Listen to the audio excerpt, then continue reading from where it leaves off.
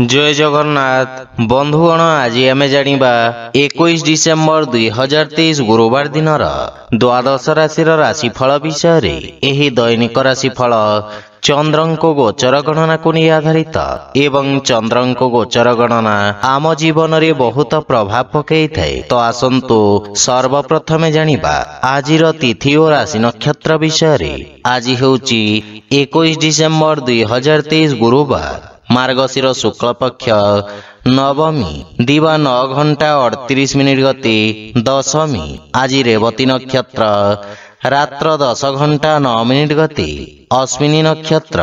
आज मीन चंद्र रात्र 10:09 गति मेष चंद्र।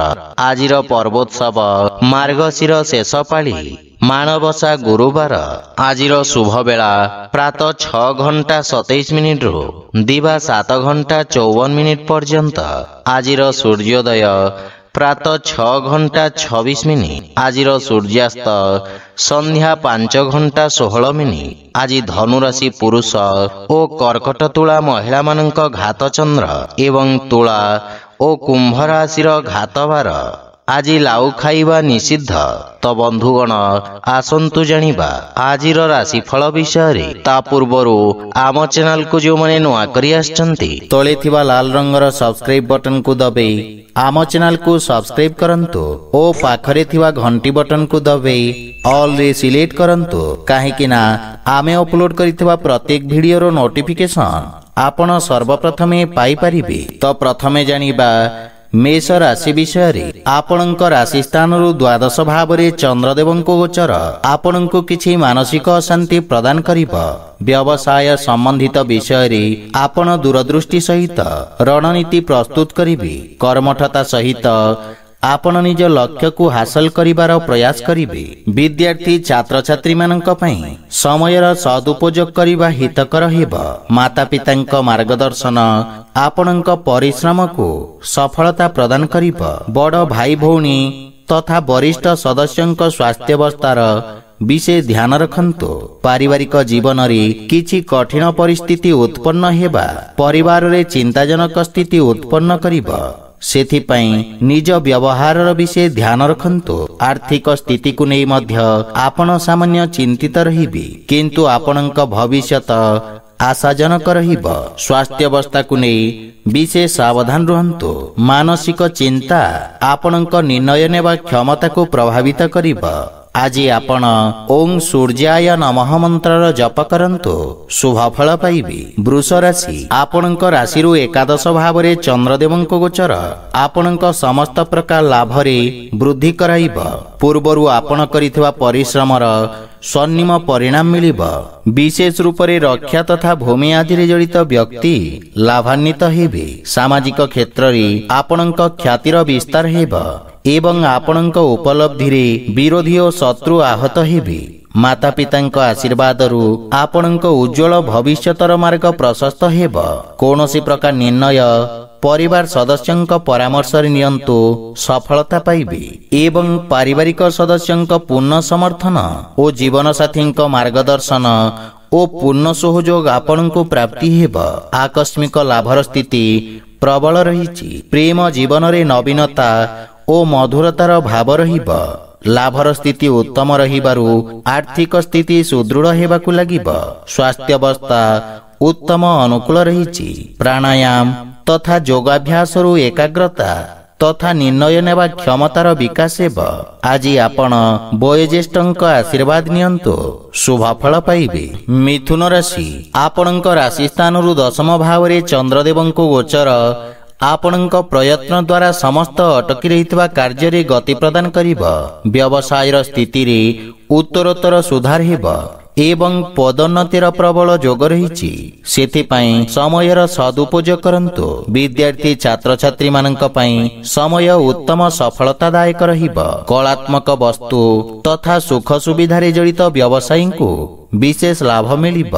दूर संचार साधन रे कौनसी शुभ समाचार प्राप्ति हेब। पितांक स्नेह बा सहायता ଆପଣଙ୍କ ଉପରେ ଲାଗି ରହିବ। କୌଣସି ନିକଟ ସମ୍ପର୍କୀୟଙ୍କ ସମ୍ବନ୍ଧିତ ଶୁଭ ସୂଚନା ପ୍ରାପ୍ତି ହେବ, ଯାହା ଫଳରେ ପରିବାରରେ ସୁଖ ସମୃଦ୍ଧି ଓ ପ୍ରସନ୍ନତା ଲାଗି ରହିବ। ପରିବାର ସଦସ୍ୟଙ୍କ ସହିତ ମିଶି ଆପଣ ଭବିଷ୍ୟତ ଯୋଜନା ବିଷୟରେ ଚର୍ଚ୍ଚା କରିବେ। କିନ୍ତୁ ପ୍ରେମ ଜୀବନରେ ସାମାନ୍ୟ ବାଧାବିଘ୍ନ ବା ବିବାଦ ଦେଖାଦେଇପାରେ। ରାଜକୀୟ ପକ୍ଷରୁ ଅଟକି ରହିଥିବା ଧନରାଶି ପ୍ରାପ୍ତି ହେବ ଏବଂ ବ୍ୟବସାୟରେ ନିବେଶରୁ ଆର୍ଥିକ ଉନ୍ନତି ହେବ। କିନ୍ତୁ ସ୍ୱାସ୍ଥ୍ୟ ପ୍ରତି ବିଶେଷ ସାବଧାନ ରୁହନ୍ତୁ ଏବଂ ମୌସମୀ ଜନିତ ଫଳର ସେବନ ଯଥାସମ୍ଭବ କରନ୍ତୁ। ଆଜି ଆପଣ ସୂର୍ଯ୍ୟଦେବଙ୍କୁ ତିଳ ମିଶ୍ରିତ ଜଳ ଅର୍ପଣ କରନ୍ତୁ, ଶୁଭ ଫଳ ପାଇବେ। କର୍କଟ ରାଶି, ଚନ୍ଦ୍ରଦେବଙ୍କ ଆପଣଙ୍କ ଲାଭ ଭାବରେ ଗୋଚର କାରଣରୁ ପୂର୍ବରୁ ଦେଖାଦେଉଥିବା ସମସ୍ୟାରେ ଆପଣଙ୍କୁ ମୁକ୍ତି ମିଳିବ। ଆପଣ ନିଜ ପରାକ୍ରମରେ ବ୍ୟବସାୟ କ୍ଷେତ୍ରରେ ସୁଧାର କରିବାରେ ସଫଳ ହେବେ ଏବଂ ଭାଗ୍ୟ ଆପଣଙ୍କ ସପକ୍ଷରେ ରହିବ। ଅସୁରକ୍ଷିତ କାର୍ଯ୍ୟ ତଥା ସେୟାର ମାର୍କେଟ ଆଦିରୁ ଲାଭ ମିଳିବ। ରୋଜଗାର ପାଇଁ ପ୍ରୟାସ କରୁଥିବା ବ୍ୟକ୍ତିଙ୍କୁ ସୁଖଦ ସମାଚାର ମିଳିବ। ବ୍ୟାପାର ସମ୍ବନ୍ଧିତ କୌଣସି ଲମ୍ବା ଯାତ୍ରାର ଯୋଗ ରହିଛି। ପରିବାର ସମ୍ବନ୍ଧିତ କୌଣସି ଶୁଭ ସୂଚନା ପ୍ରାପ୍ତି ହେବ। ସାମାଜିକ କାର୍ଯ୍ୟରେ ଆପଣଙ୍କ ସହଭାଗିତା ବୃଦ୍ଧି ପାଇବ ଏବଂ ଧାର୍ମିକ ଆଧ୍ୟାତ୍ମିକ କାର୍ଯ୍ୟ ପ୍ରତି ଆପଣଙ୍କ ରୁଚି ବଢ଼ିବ। ପିତାଙ୍କ ସ୍ୱାସ୍ଥ୍ୟାବସ୍ଥାରେ ସୁଧାର ଆସିବ। ପ୍ରେମ ଜୀବନ ବିଷୟରେ ଆପଣ ଭାଗ୍ୟଶାଳୀ ରହିବେ। ଆର୍ଥିକ ସ୍ଥିତି କ୍ଷେତ୍ରରେ ଉନ୍ନତି ଏବଂ ଆର୍ଥିକ ସ୍ଥିତି ସୁଦୃଢ଼ ହେବାକୁ ଲାଗିବ। ପୂର୍ବରୁ ବକେୟା ଦେଇଥିବା ଧନ ଆପଣ ଆଜି ଫେରି ପାଇବେ। କିନ୍ତୁ ପରିବାରରେ କୌଣସି ସଦସ୍ୟଙ୍କ ସ୍ୱାସ୍ଥ୍ୟାବସ୍ଥାକୁ ନେଇ ଆପଣ ସାମାନ୍ୟ ଚିନ୍ତିତ ରହିବେ। ବିଶେଷ କରି ରକ୍ତଚାପ ରୋଗୀ ସ୍ୱାସ୍ଥ୍ୟାବସ୍ଥାର ଧ୍ୟାନ ରଖନ୍ତୁ। ଆଜି ଆପଣ ଗୋମାତାଙ୍କୁ ଖାଇବାକୁ ଦିଅନ୍ତୁ, ଶୁଭ ଫଳ ପାଇବେ। ସିଂହ ରାଶି, ଆପଣଙ୍କ ଅଷ୍ଟମ ଭାବରେ ଚନ୍ଦ୍ରଦେବଙ୍କ ଗୋଚର କାରଣରୁ ଆପଣଙ୍କୁ ସମସ୍ତ କାର୍ଯ୍ୟରେ ସାବଧାନ ରହିବା ଆବଶ୍ୟକ। ବ୍ୟବସାୟ ସମ୍ବନ୍ଧିତ କୌଣସି ଅପ୍ରିୟ ସମାଚାର ଆପଣଙ୍କୁ ନିରାଶ କରିବ। ବିଦ୍ୟାର୍ଥୀମାନଙ୍କୁ ଏକାଗ୍ରତା ବଜାୟ ରଖିବାରେ ଅଧିକ ପରିଶ୍ରମ କରିବାକୁ ପଡ଼ିବ ଏବଂ କୌଣସି ନୂଆ କାର୍ଯ୍ୟର ପ୍ରାରମ୍ଭ କରିବା ପାଇଁ ସମୟ ଅନୁକୂଳ ନୁହେଁ। ଜୀବନସାଥୀଙ୍କ ସ୍ୱାସ୍ଥ୍ୟ ସମ୍ବନ୍ଧିତ କିଛି ସମସ୍ୟାର ସାମ୍ନା କରିବାକୁ ପଡ଼ିବ। କିଛି ସମ୍ପତ୍ତି ସମ୍ବନ୍ଧିତ ବ୍ୟୟ ଆପଣଙ୍କୁ ଚିନ୍ତିତ କରିବ। କିନ୍ତୁ ଭାଇ ଭଉଣୀଙ୍କ ସମ୍ପର୍କରେ ସୁଧାର ହେବ ଏବଂ ମାତାପିତାଙ୍କ ପକ୍ଷରୁ ପୂର୍ଣ୍ଣ ସହଯୋଗ ମିଳିବ। ପ୍ରେମ ସମ୍ବନ୍ଧ ପାଇଁ ମଧ୍ୟ ସମୟ ଅନୁକୂଳ ରହିଛି। ପୁରୁଣା ବନ୍ଧୁମିତ୍ରଙ୍କ ସହିତ ଆପଣ ଦେଖା ସାକ୍ଷାତ କରିପାରନ୍ତି। ଏହା ସହିତ ଆର୍ଥିକ ଶିଥିଳତା ଦୂର ହେବ। କିନ୍ତୁ ଆୟ ବ୍ୟୟରେ ସନ୍ତୁଳନ କରିବା ଆପଣଙ୍କ ପାଇଁ କଠିନ ସିଦ୍ଧ ହେବ। ସେଥିପାଇଁ ଅନାବଶ୍ୟକ ଖର୍ଚ୍ଚରୁ ଦୂରେଇ ରୁହନ୍ତୁ। ସ୍ୱାସ୍ଥ୍ୟାବସ୍ଥା ମଧ୍ୟମ ରହିଛି। ଆଜି ଆପଣ ଓଂ ଆଦିତ୍ୟାୟ ନମଃ ମନ୍ତ୍ରର ଜପ କରନ୍ତୁ, ଶୁଭ ଫଳ ପାଇବେ। କନ୍ୟା ରାଶି, ଆପଣଙ୍କ ସପ୍ତମ ଭାବରେ ଚନ୍ଦ୍ରଦେବଙ୍କ ଗୋଚର ଆପଣଙ୍କ ଭାଗିଦାରୀ ସହିତ ମିଶି ନେଇଥିବା ନିର୍ଣ୍ଣୟରେ ଆଶାତୀତ ସଫଳତା ପ୍ରଦାନ କରିବ। ଆର୍ଥିକ ତଥା ବ୍ୟବସାୟିକ ଚାପରୁ ମୁକ୍ତି ମିଳିବ ଏବଂ ଭାଗିଦାରୀ ବ୍ୟବସାୟ ପ୍ରାରମ୍ଭ କରିବା ପାଇଁ ସମୟ ଶୁଭ ରହିଛି। ବିଦ୍ୟାର୍ଥୀ ଛାତ୍ରଛାତ୍ରୀମାନଙ୍କୁ କିଛି ନୂଆ ଶିଖିବାର ଅବସର ମିଳିବ। ଜୀବନ ସାଥୀଙ୍କ ସହିତ ସମ୍ପର୍କରେ ମଧୁରତା ଆସିବ ଏବଂ ପରସ୍ପର ମଧ୍ୟରେ ଥିବା ଭୁଲ ବୁଝାମଣା ଦୂର ହେବାକୁ ଲାଗିବ। ସନ୍ତାନଙ୍କ ସ୍ୱାସ୍ଥ୍ୟ ତଥା ଭବିଷ୍ୟତକୁ ନେଇ ଆପଣ ଚିନ୍ତିତ ରହିବେ। ପ୍ରେମ ଜୀବନରେ ଏକ ନୂଆ ପ୍ରାରମ୍ଭ ହେବ ଏବଂ ସମ୍ପର୍କରେ ଘନିଷ୍ଠତା ଆସିବ। ମାତାଙ୍କ ସମ୍ପର୍କରେ ମଧ୍ୟ ସୁଧାର ହେବ। ଆର୍ଥିକ ସ୍ଥିତି ଆହୁରି ମଜବୁତ ହେବାକୁ ଲାଗିବ ଏବଂ ଆପଣ ଆଂଶିକ ଲାଭ ପାଇପାରିବେ। ରାଜକୀୟ ପକ୍ଷରୁ ଧନ ପ୍ରାପ୍ତିର ପ୍ରୟାସରେ ସଫଳତା ମିଳିବ। ସ୍ୱାସ୍ଥ୍ୟାବସ୍ଥା ଉତ୍ତମ ଅନୁକୂଳ ରହିଛି ଏବଂ ପେଟ ସମ୍ବନ୍ଧିତ ରୋଗରୁ ଆପଣ ଆଜି ମୁକ୍ତି ପାଇବେ। ଆଜି ଆପଣ ତୁଳସୀ ବୃକ୍ଷରେ ଜଳ ଅର୍ପଣ କରନ୍ତୁ, ଶୁଭ ଫଳ ପାଇବେ। ତୁଳା ରାଶି, ଆପଣଙ୍କ ଷଷ୍ଠ ଭାବରେ ଗୋଚରରତ ଚନ୍ଦ୍ରଦେବଙ୍କ କାରଣରୁ ଆପଣ କାର୍ଯ୍ୟକ୍ଷେତ୍ରରେ ନିଜକୁ ସମର୍ଥ ତଥା ଊର୍ଜାବାନ ଅନୁଭବ କରିବେ। ବିରୋଧୀ ଓ ଶତ୍ରୁଙ୍କୁ ପରାସ୍ତ କରିବାରେ ସକ୍ଷମ ହେବେ।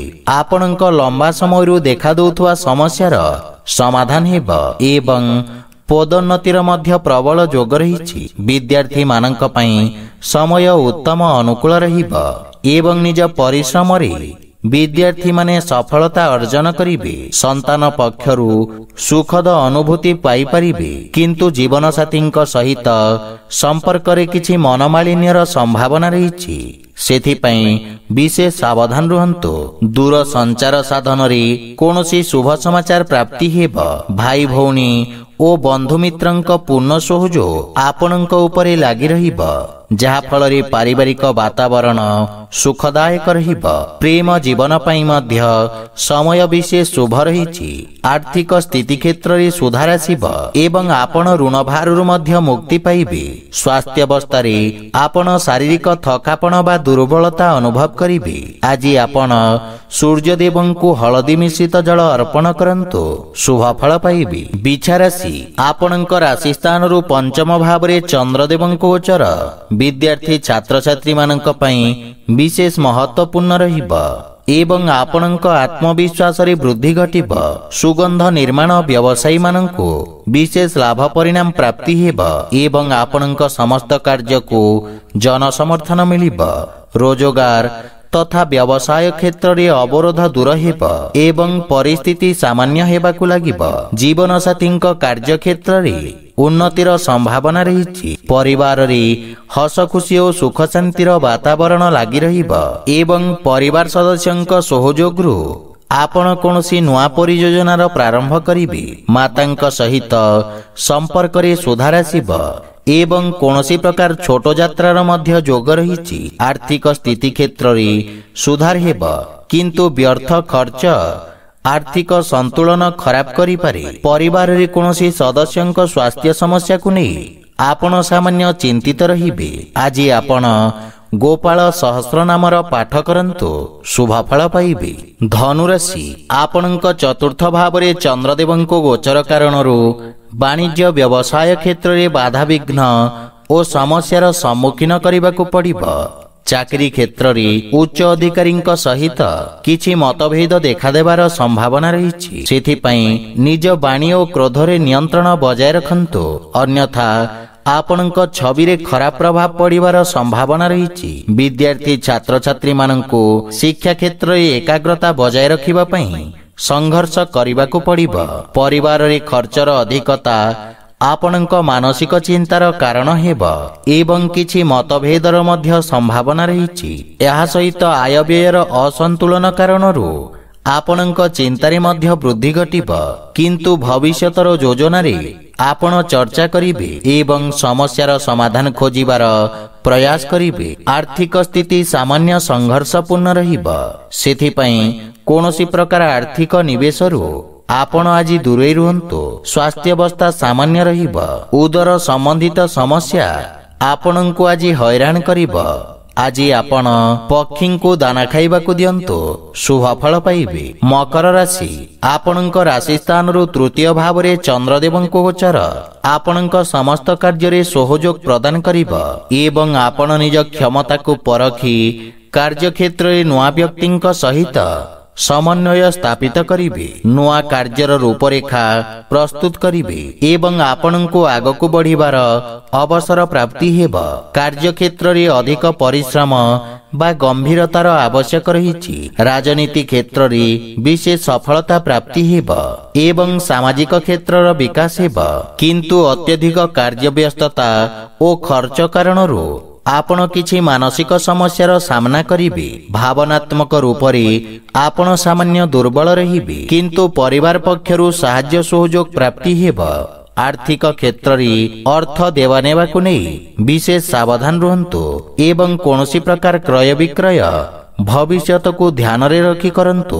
ଗଣ୍ଠି ପୀଡ଼ା ସମ୍ବନ୍ଧିତ ରୋଗୀ ସ୍ୱାସ୍ଥ୍ୟାବସ୍ଥାର ବିଷୟ ଧ୍ୟାନ ରଖନ୍ତୁ।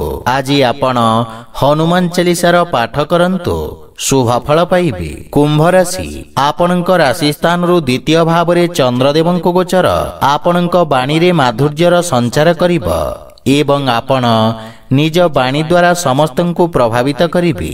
କାର୍ଯ୍ୟକ୍ଷେତ୍ରରେ ସମ୍ବନ୍ଧର ଲାଭ ମିଳିବ। ସମାଜରେ ଆପଣଙ୍କ ସକାରାତ୍ମକ ଛବିର ନିର୍ମାଣ ହେବ ଏବଂ ଆପଣଙ୍କ ସମସ୍ତ କାର୍ଯ୍ୟ ସଫଳତାପୂର୍ବକ ସମାପ୍ତ ହେବ। ବିଦ୍ୟାର୍ଥୀମାନେ ନିଜ ଅଭିବ୍ୟକ୍ତି କ୍ଷମତାରେ ବିକାଶ ଅନୁଭବ କରିବେ। ଭାଇ ଭଉଣୀଙ୍କ ସହିତ ଉତ୍ତମ ସମୟ ବ୍ୟତୀତ ହେବ ଏବଂ ସନ୍ତାନ ପକ୍ଷରୁ ସୁଖଦ ସମାଚାର ମିଳିବ। ପରିବାରର ପୂର୍ଣ୍ଣ ସହଯୋଗ ଆପଣଙ୍କ ଉପରେ ଲାଗି ରହିବ ତଥା ପାରିବାରିକ ଦୂରତ୍ୱର ଅନ୍ତ ଘଟିବ ଏବଂ ହସ ଖୁସି ସୁଖ ଶାନ୍ତିର ବାତାବରଣ ଲାଗି ରହିବ। ପ୍ରେମ ସମ୍ବନ୍ଧ ପାଇଁ ମଧ୍ୟ ସମୟ ଉତ୍ତମ ଅନୁକୂଳ ରହିଛି। ଏହା ସହିତ ଆର୍ଥିକ କ୍ଷେତ୍ରର ବିକାଶ ହେବ। ନୂଆ ସମ୍ବନ୍ଧରୁ ଆୟର ସ୍ରୋତରେ ବୃଦ୍ଧି ଘଟିବ। କିନ୍ତୁ ଗୃହର ବୟୋଜ୍ୟେଷ୍ଠ ବ୍ୟକ୍ତିଙ୍କ ସ୍ୱାସ୍ଥ୍ୟାବସ୍ଥାର ବିଷୟ ଧ୍ୟାନ ରଖନ୍ତୁ ଏବଂ ସ୍ୱାସ୍ଥ୍ୟ ନିୟମର ପାଳନ କରନ୍ତୁ। ଆଜି ଆପଣ ବଜରଙ୍ଗ ବାଣ ପାଠ କରନ୍ତୁ, ଶୁଭ ଫଳ ପାଇବେ। ମୀନ ରାଶି, ଆପଣଙ୍କ ରାଶି ସ୍ଥାନରୁ ଚନ୍ଦ୍ରଦେବଙ୍କ ଗୋଚରରୁ ଆଜି ଆପଣଙ୍କୁ ରୋଜଗାର ବା କାର୍ଯ୍ୟକ୍ଷେତ୍ରରେ ନୂଆ ଅବସର ପ୍ରାପ୍ତି ହେବ ଏବଂ ଆପଣଙ୍କ ବ୍ୟକ୍ତିତ୍ୱରେ ଚମକ ଆସିବ। ସାମାଜିକ ମାନ ସମ୍ମାନ ଓ ପଦ ପ୍ରତିଷ୍ଠାରେ ମଧ୍ୟ ବୃଦ୍ଧି ଘଟିବ। ଆପଣ କାର୍ଯ୍ୟକ୍ଷେତ୍ରରେ ପ୍ରଶଂସାର ପାତ୍ର ହେବେ। ବୁଝି ବିଚାରି ରଣନୀତି ପ୍ରସ୍ତୁତ କରି କାର୍ଯ୍ୟକ୍ଷେତ୍ରରେ ସଫଳତା ଅର୍ଜନ କରିବେ। ପୂର୍ବରୁ ଦିଆଯାଇଥିବା ପ୍ରତିଯୋଗୀ ପରୀକ୍ଷାର ସୁଖଦ ପରିଣାମ ଆସିବ। ଅନଲାଇନ୍ ଇଣ୍ଟରଭ୍ୟୁରେ ମଧ୍ୟ ଆପଣ ସଫଳତା ଅର୍ଜନ କରିବେ। ପିତାଙ୍କ ମାର୍ଗଦର୍ଶନରେ ନିଆଯାଇଥିବା ନିର୍ଣ୍ଣୟ ସାର୍ଥକ ସିଦ୍ଧ ହେବ। ମାତା ପିତା ଆପଣଙ୍କ ପ୍ରତି ଗୌରବାନ୍ୱିତ ଅନୁଭବ କରିବେ ଏବଂ ପରିବାରର ପୂର୍ଣ୍ଣ ସହଯୋଗ ପ୍ରାପ୍ତି ହେବ। ଭାଇ ଭଉଣୀଙ୍କ ସହିତ ଆପଣ ଆନନ୍ଦଦାୟକ ମୁହୂର୍ତ୍ତ ବ୍ୟତୀତ କରିବେ ଏବଂ ପ୍ରେମ ଜୀବନରେ ମଧ୍ୟ ମଧୁରତାର ଭାବ ରହିବ। ଆଜି ଆପଣଙ୍କ ଆର୍ଥିକ ଲାଭ ନିଶ୍ଚିତ ହେବ, କିନ୍ତୁ କୌଣସି ପ୍ରକାର ଋଣ ଦେବା ନେବାରୁ ଆପଣ ଦୂରେଇ ରୁହନ୍ତୁ, ଅନ୍ୟଥା ଦେଇଥିବା ଧନ ମିଳିବାରେ ସନ୍ଦେହ ରହିଛି। ସ୍ୱାସ୍ଥ୍ୟାବସ୍ଥା ଉତ୍ତମ ଅନୁକୂଳ ରହିବ, କିନ୍ତୁ କୌଣସି ପୁରୁଣା ରୋଗ ଆପଣଙ୍କ ପାଇଁ କଷ୍ଟଦାୟକ ହୋଇପାରେ। ଆଜି ଆପଣ ସୂର୍ଯ୍ୟଦେବଙ୍କୁ ସିନ୍ଦୁର ମିଶ୍ରିତ ଜଳ ଅର୍ପଣ କରନ୍ତୁ, ଶୁଭ ଫଳ ପାଇବେ। ତ ବନ୍ଧୁଗଣ, ଏହା ଥିଲା ଆଜିର ଦ୍ୱାଦଶ ରାଶିର ରାଶିଫଳ ବିଷୟରେ। ଯଦି ଭିଡିଓଟି ଆପଣମାନଙ୍କୁ ଭଲ ଲାଗିଥାଏ, ଲାଇକ୍ ସେୟାର ଓ କମେଣ୍ଟ କରି ଜଣାନ୍ତୁ ଏବଂ ଆମ ଚ୍ୟାନେଲକୁ ସବସ୍କ୍ରାଇବ କରନ୍ତୁ। ଜୟ ଜଗନ୍ନାଥ।